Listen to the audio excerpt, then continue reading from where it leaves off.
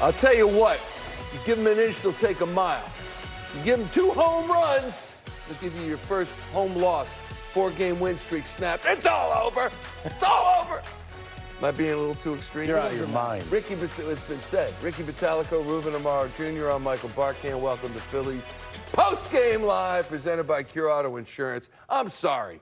This game was eminently winnable. It was frustrating to watch. Where do you get it was winnable? There's a guy by the name of Aaron Nola who's now giving up 4 home runs. 4 home runs. Aaron Nola gave games. up 3 stinking runs today. 3 runs in Quality 6 innings. start. Would you have said you'll take that before the game? Yes, I sure would have. And then, by the way, your ball not. club came up with 4 hits in the ball game. 2 of them in the first inning. One of them a little dunker by Scott, and then one the ninth. So we should be applauding the loss. No, I don't understand where you're coming from and getting on Aaron Nola in this one. Yes, Aaron Nola made a mistake on a couple pitches. Yeah. Or how about the second mistake? I said, can't keep giving up home runs. Did I say a couple of pitches or did I say one? A couple. All right. Ruben, what are your thoughts? Well, bash me around a little bit, and Krucker will do it. Again, they had an opportunity in the 5th inning. We'll probably go over it a little bit later on, but I will say that they just did not generate any offense. I mean, and against this ball club, you have to. We talked about it in the pregame. You have to generate some offense against this ball club because they're going to score some runs. They scored runs on home runs only, and it's unfortunate that they did. But again, a couple of pitches that were left up in the zone by Aaron Nola, and the Dodgers are going to capitalize on that. The Phillies did not. They had a chance to do some damage early. I mean, it looked like the game started off great. Yes. The first 2 guys get on, they score a run early. They actually manufacture a run early, and then they sort of fizzled out and couldn't really solve Sasaki. All right, let's go to the press box, to the booth. Who's chilling in the booth who's chilly in the booth right now? The crossover presented by Chapman Auto Stores. Krucker, how'd you see it today in a tough loss, 3-1 loss, first home loss of the season, and again, Aaron Nola, 2nd straight game with 2 home runs allowed. 3 runs. 3 runs. Quality start. It. But I hear you. That's a good job, John. How about the Phillies offense? Wait, I want him to respond. I want him to, No, I got nothing to say, Michael. Ricky already said everything we need to say. Okay, go ahead, Ricky. About your comment before, we got on the air here. Long season. But it's a long season, John. Yeah, no kidding. And this one loss could be the end of the Phillies for 20, 30 years down the line, Michael. No. I mean, I want to mark this right now. I want to mark this. And we might not be around. We might not be around next time they win another game after this could be tough loss. But I see trouble down the line. Go ahead. Look, I get it. Aaron made a couple mistakes, and they hit home run, but the offense, they just couldn't get nothing going. And I guess I was surprised that they took Sasaki out of the game in 5th inning, but he pitched 4+ innings. I thought they might have left him in, but the Dodgers bullpen shut the Phillies offense down. So let's win the series tomorrow. Yeah, it was definitely a pretty good bullpen. I want you to go over the Bryson Stott little oops, getting doubled off of first base. That could have been a big inning for the Phillies. Yeah, it had that chance, and it would have made things a little more interesting for the Dodgers bullpen. If Bryson could have got back to first base in time. I think if Bryson would have gotten back on that play, the outcome of this game could have been a lot different, as there's a lot more stress, pitching with only a 1-run lead than opposed to a 2-run lead. And John, we talk a little bit about Joe Ross and his performance because he seems to be throwing the ball extremely well in a situation where the bullpen was, maybe a little banged up, maybe a little used. He came through and did a nice job for him. Yeah, he did, and I think the thing about Joe Ross, one, he's a veteran. One, he started, he's relieved. He was a long man. He can be a short man. The thing about Joe Ross is he don't complain. Whenever you give me the ball, that's when I pitch. That's all I can do.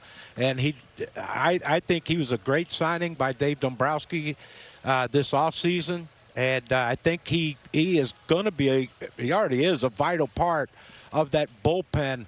When you have to have a multiple inning guy, he's a perfect candidate for that. And look, he keeps throwing the ball like he did today. He's going to get a lot more run as the season progresses.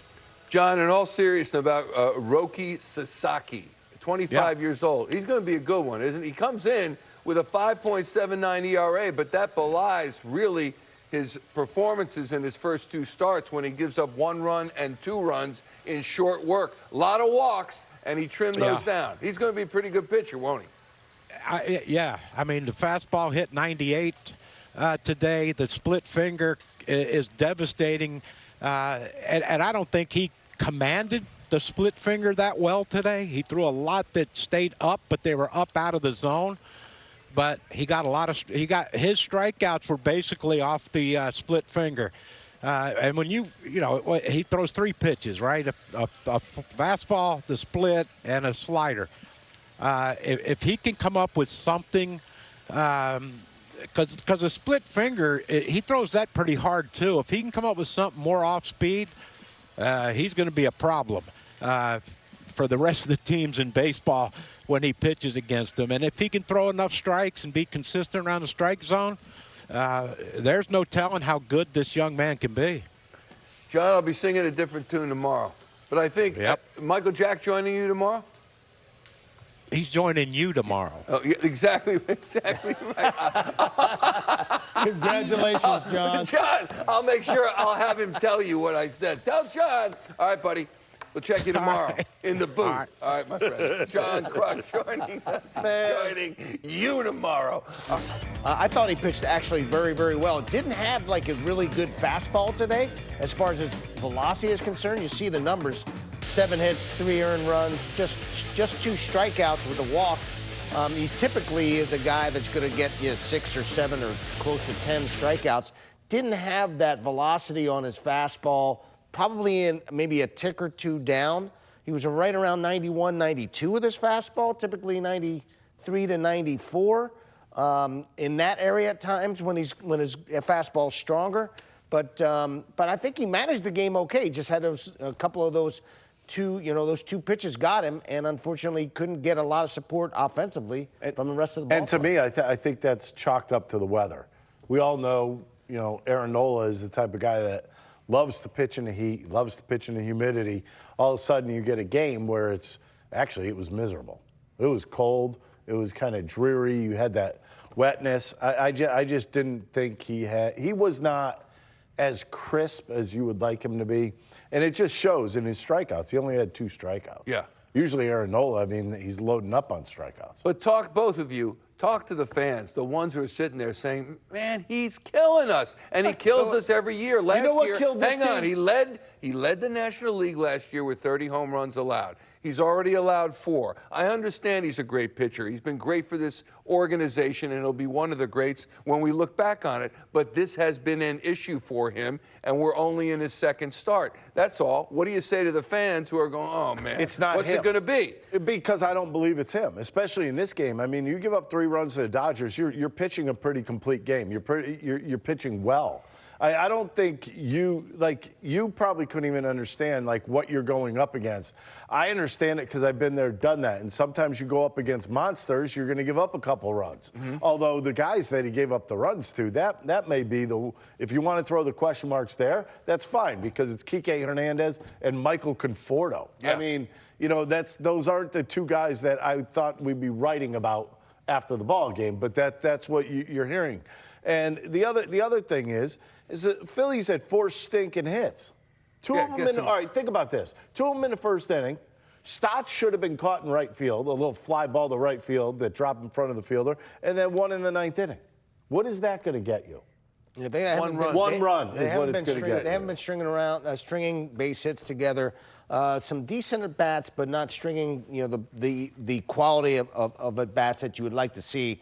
Out of the middle of the lineup. I think that Schwarber's done a great job. I think actually Turner had some pretty decent at-bats, but you have to start getting some thunder from 3 to 6. You got to get those guys to start driving some runs in and creating some runs. Right now they're not doing it. And I'm going to call this, we've seen some guys a little bit over anxious. And you and I were sitting together when Marsh came up later on in the ball game. He had a 2-0 count. Gets a pitch, it's away from, he's swinging at it like he wants to hit it out of the yard, almost pops out the 3rd. Yeah. Don't give me this. You couldn't possibly understand. I'm smart. I know stuff. You know, I couldn't understand. Mike. You just haven't faced the Dodgers, is what he's saying. Yes. Exactly. And it's no, a very, but he's right. I couldn't possibly. And I know that Freddie No, Freeman's not in the lineup, but I think that they've managed pretty well when you start talking about how good Ohtani is and Betts and those guys are MVP-type players. Ohtani's 1 for 7 in these 2 games. Yeah, they've actually handled them pretty darn well. And, I shouldn't have said that. And again, they have to, when these kind of games, come about, you sort of have to try to take advantage of them because it's obvious that the pitching has actually done a pretty good job of holding this Dodgers team down offensively. I mean, talk about Houdini. That dude Houdini'd one. Well, he sure did. But at the same time, and Krucker pointed this out earlier, he's sent with 1 out, and it can be dangerous to do because you can get doubled up like that. A lot of times he The said odds of you that do it with exact 2 outs. thing happening are not very good. I mean, I thought, okay, he's going, and like you said, we're up in the press box. You could see everything right in front of you, what's going to happen. And I saw that ball go up. I said, uh-oh, because that ball was hit hard enough where you knew. And by the way, you give who that was that Teoscar? Yeah, Teoscar Hernandez. Give him a lot of credit because he was lining up to first base when that ball was hit. He was recognizing what was going on in front of him, and he saw it. And trust me, he had the whole crow hop and go thing towards first base. I actually had no problem at all with this situation, running in this situation, just because. But you have to be aware where the ball's going. It is in the 5th inning.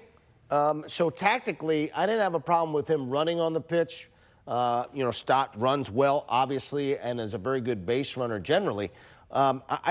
Later on in the game, you may not send him in that situation just because of the close game, and you don't want that to happen. But in the middle of the game, I mean, it's just the 5th inning.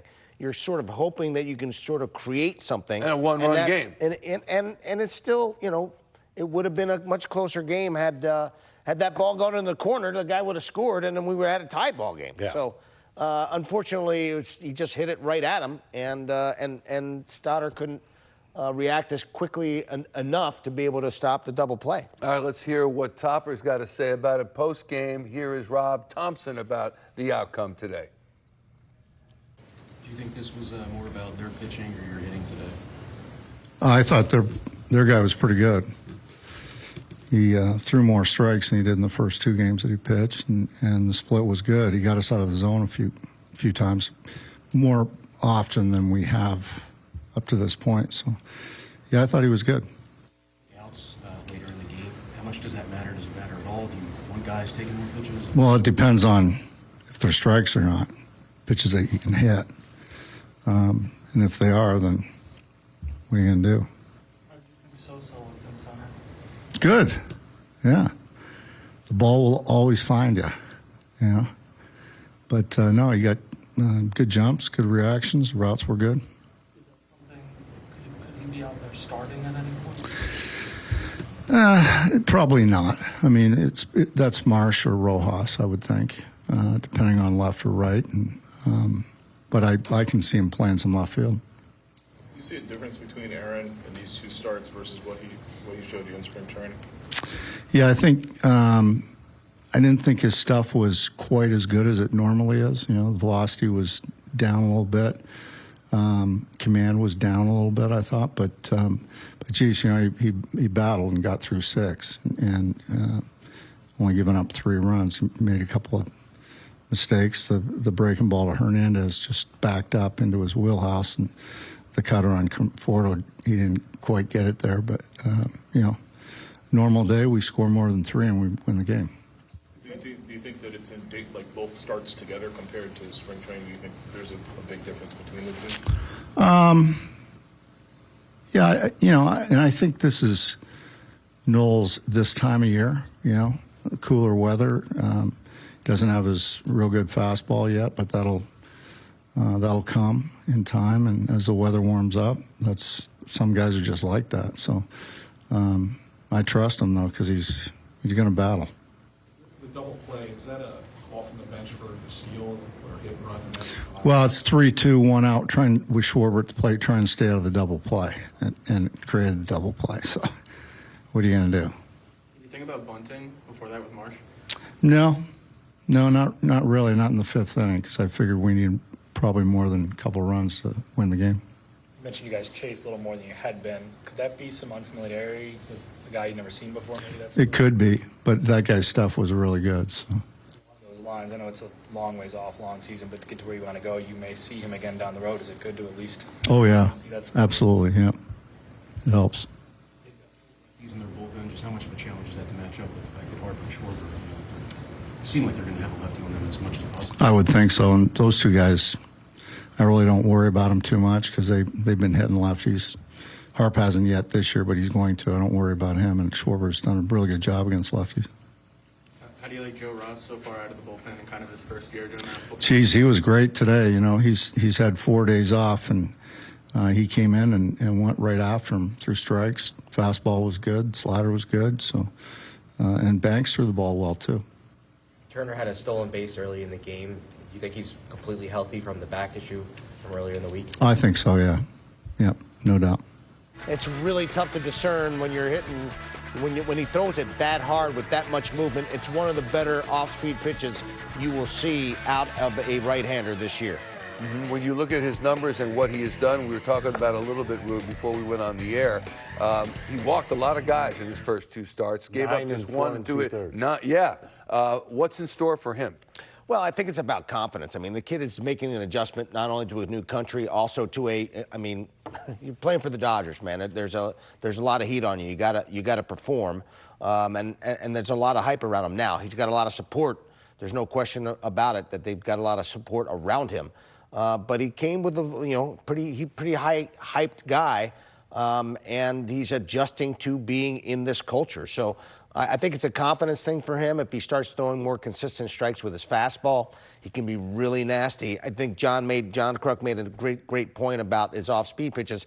He's going to have to refine a slider or something else to give the hitter something else to look at, because if he's going fastball split, that's a tough way to go unless you are a closer or something like that. All right, let's hear from Aaron Nola in the clubhouse about his quality start today. Like, how would you describe this start? Yeah, grinded through it.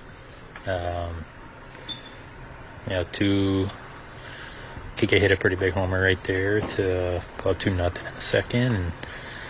And other than that, ball's up today. Struggled to get the fastball down in the zone, especially my 4-seam, and curveball was not that sharp today. So they took some good pitches, but I made some good pitches when I needed to with some guys on base, but other than that, I was kind of off today.